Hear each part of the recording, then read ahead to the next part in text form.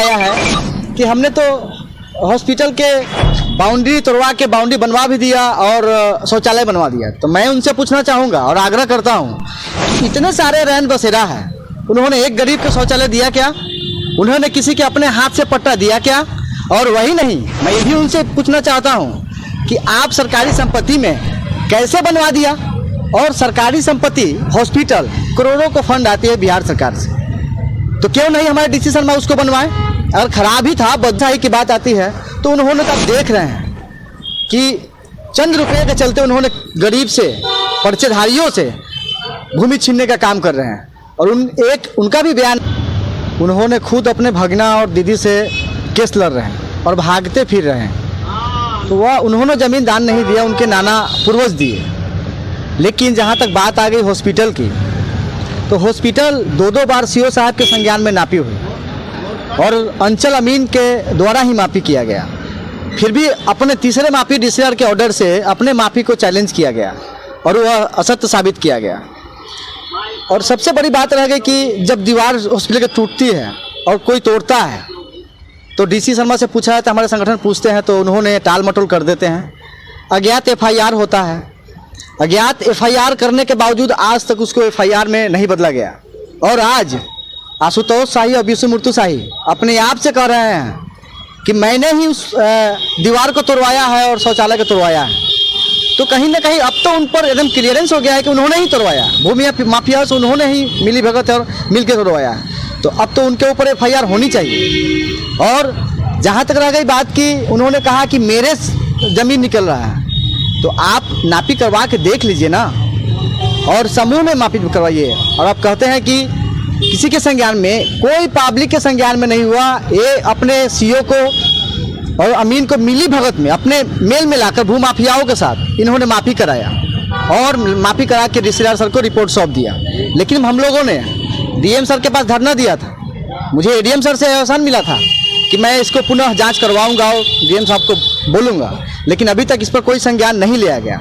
और जहाँ तक विष्णुमूर्ति शाही की बात आती है, तो उन्होंने तो आप देख रहे हैं कि चंद रुपये के चलते उन्होंने गरीब से, पर्चेधारियों से भूमि छीनने का काम कर रहे हैं। और उनका भी बयान आया है कि हमने तो हॉस्पिटल के बाउंड्री तोड़वा के बाउंड्री बनवा भी दिया और शौचालय बनवा दिया। तो मैं उनसे पूछना चाहूँगा और आग्रह करता हूँ कि इतने सारे रैन बसेरा है, उन्होंने एक गरीब को शौचालय दिया क्या?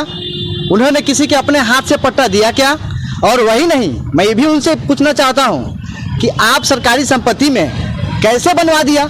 और सरकारी संपत्ति हॉस्पिटल करोड़ों को फंड आती है बिहार सरकार से, तो क्यों नहीं हमारे डीसी शर्मा उसको बनवाए? अगर खराब ही था, बदबूदार ही था, गंदा ही था, तो वो हमारे चिकित्सा प्रभारी के काम बनता है ना।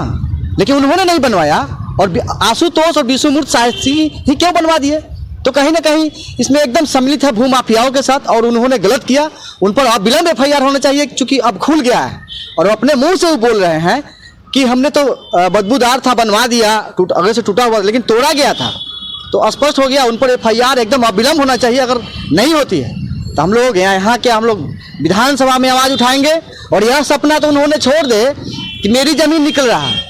आइए अब समूह में, और हम लोग अपने लिए नहीं कहते हैं कि कुछ लोग हिस्सा दबदबा बना रहे हैं कि ज़मीन उसमें से चाहिए। लेकिन इतने आप देखे होंगे, आपके मीडिया चैनल से दिखाया गया है, डीएम साहब के यहाँ जब धरना हुआ और सरैया में जब धरना हुआ, वो सारे को तो ज़मीन नहीं मिलेगी ना, कुछ को मिल सकती है उनके कहना।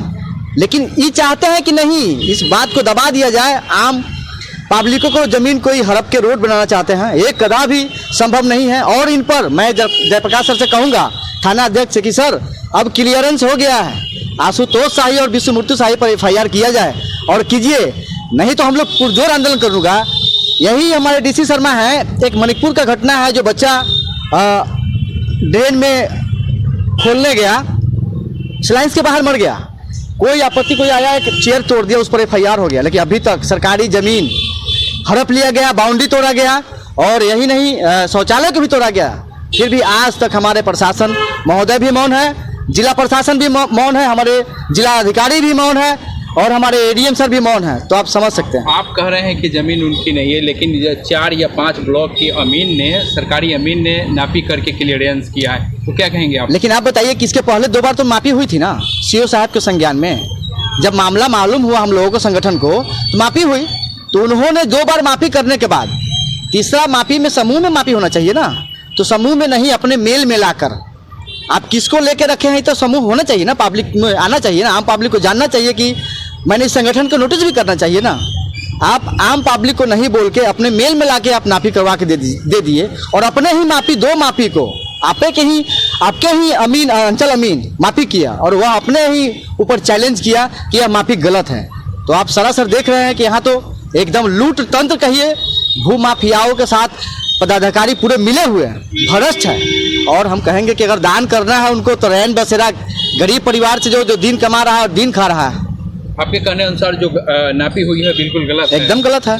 समूह में होनी चाहिए ना, पब्लिक प्रॉपर्टी है ना, ये तो कोई निजी प्रॉपर्टी नहीं है।